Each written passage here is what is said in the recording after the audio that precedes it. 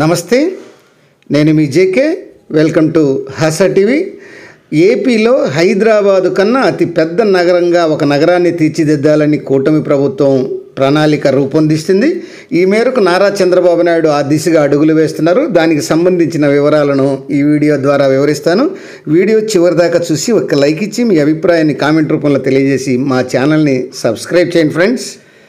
AP రాజధాని అమరావతి నిర్మాణంపై ప్రభుత్వం మరో కీలక నిర్ణయం అయితే తీసుకుంది.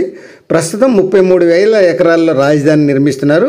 దీని పూర్తి వైశాల్యం 217.23 చదరపు కిలోమీటర్లు. ఇది ప్రస్తుతం హైదరాబాద్ జిల్లా విస్తీర్ణంతో సమానం. విభజిత రాష్ట్రంలో హైదరాబాద్ అంత పెద్ద నగరం రాజధానిగా ఉండాలని భావించినటువంటి ముఖ్యమంత్రి నారా చంద్రబాబు నాయుడు 54,000 ఎకరాలను సేకరించాలని గతంలో నిర్ణయించారు. అయితే అప్పట్లో ఎదురైన సవాళ్లతో 33,000 ఎకరాలకు కుదించి సిఆర్డీఏని ఏర్పాటు చేయడం అయితే జరిగింది. అయితే ఇప్పుడు రాజధాని అమరావతిలో వివిధ సంస్థల ఏర్పాటుకు అంతర్జాతీయ సంస్థలు ఆసక్తి చూపుతున్నాయి. అంతేకాకుండా విమానాశ్రయము, రైల్వే లైను, మెట్రో వాటి కోసం అదనంగా భూమి అవసరపడుతుందని భావిస్తున్నారు. ఇదే సమయంలో కొందరు రైతులు తమ భూములు ఇచ్చేందుకు స్వయంగా ఆసక్తి అయితే చూపుతున్నారు.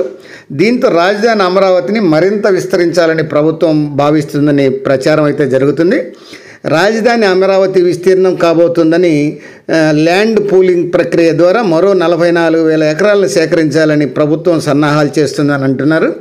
ఇందుకోసం సిఆర్డీఏ వెలుపల ఉన్నటువంటి గ్రామాల్లోనూ ప్రజల అభిప్రాయాన్ని సేకరించాలని ప్రభుత్వ పెద్దలు అయితే భావిస్తున్నట్లు చెప్తున్నారు. ఇప్పటికే కొన్ని గ్రామాల నుంచి ప్రజాభిప్రాయాన్ని ప్రాథమికంగా సేకరించారని అంటున్నారు.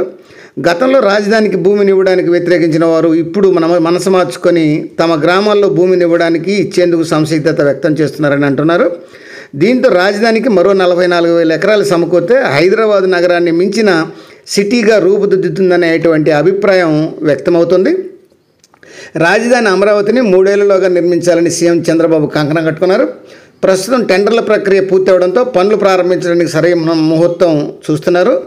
అది కూడా ముహూర్తం అంటే ఈ యొక్క పనులు ఇటీవల కేంద్ర ప్రధాని నరేంద్ర మోదీ కూడా ఈ నెలలో వచ్చి ఈ రాజధాని అమరావతి పునఃపనుల శంకుస్థాపన కార్యక్రమాన్ని కూడా నిర్వహించిన సంగతి తెలిసిందే.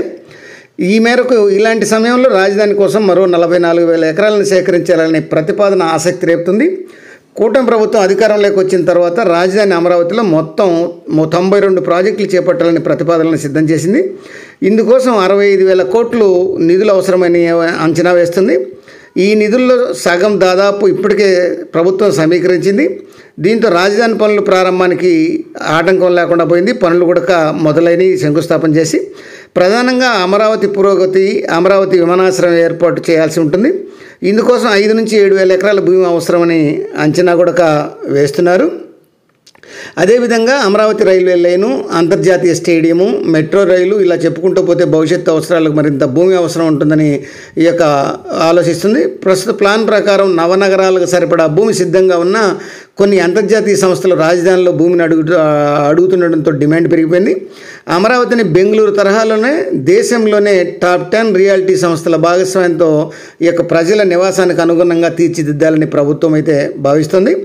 అమరావతి విస్తరణ కోసం తుళ్ళూరు, అమరావతి, తాడుకొండ, మంగళగిరి మండలాల పరిధిలో మొత్తం 11 గ్రామాల్లో 18,080 హెక్టార్లు అంటే దాదాపు సుమారు 44,070 ఎకరాల భూమిని సమీకరించాలని అనుకుంటున్నారు. కోట్ల విలువ చేసే భూములను సమీకరణ చేయడం అంటే ప్రభుత్వానికి చాలా భారం. అదే ప్రజల భాగస్వామ్యం కల్పించి సమీకరిస్తే ఉభయతారకంగా ఉంటుందని అంటున్నారు. ఇక దీంతో తుళ్ళూరు మండలం, హరిశ్చంద్రపురం, వడ్లమాను, పెదవరిమి, అమరావతి మండలాలు, వైకుంఠపురం, ఎండ్రాయి, కర్లపూడి, మోతడక, నిడుముక్కు, తాడికొండ మండలాలు, తాడికొండ, కంతేరు, మంగళగిరి మండలాలు, కాజా గ్రామాల్లో ఈ భూ సమీకరణకు ప్లాన్ చేస్తున్నారు. ఏది ఏమైనా ఈ మొత్తం ఇవన్నీ కలిపి ఇటీవల ప్రధాని నరేంద్ర మోదీ ఈ యొక్క అమరావతి పనుల శంకుస్థాపన అనంతరం ఈ అమరావతి పనులు అనేది మరింత వేగవంతమయ్యాయి. అమరావతి రాజధాని పట్టణాన్ని హైదరాబాదుకు మించిపోయే విధంగా, హైదరాబాద్ కన్నా పెద్దదిగా ఏర్పాటు చేసే విధంగా, దేశంలోనే టాప్ 10 పట్టణాల్లో ఒకటిగా ఉండే విధంగా అమరావతిని తీర్చిదిద్దే విధంగా ప్రయత్నాలు జరుగుతున్నాయి. అది ఫ్రెండ్స్, మరొక అంశంతో మళ్ళీ మీ ముందుంటాను ఫ్రెండ్స్. జై హింద్.